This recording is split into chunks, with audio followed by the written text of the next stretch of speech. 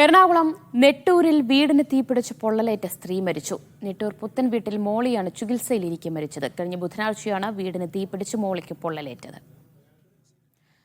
മൂസിന സൗകര്യങ്ങൾ നൽകും. മൂസിന വിശദാംശങ്ങൾ.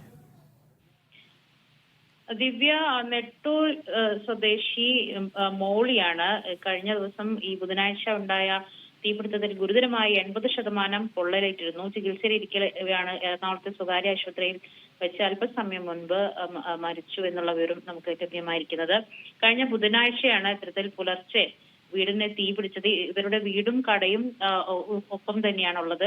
എന്തുകൊണ്ടാണ് ഇത്തരത്തിലുള്ള തീപിടുത്തം ഉണ്ടായത് എന്നത് ഇപ്പോഴും വ്യക്തമായിട്ടില്ല. എന്താണെങ്കിലും ഗുരുതരമായി പൊള്ളലേറ്റ ഈ മോളി മരിച്ചു എന്നുള്ള വിവരമാണ് ഇപ്പോൾ ലഭ്യമായിരിക്കുന്നത്.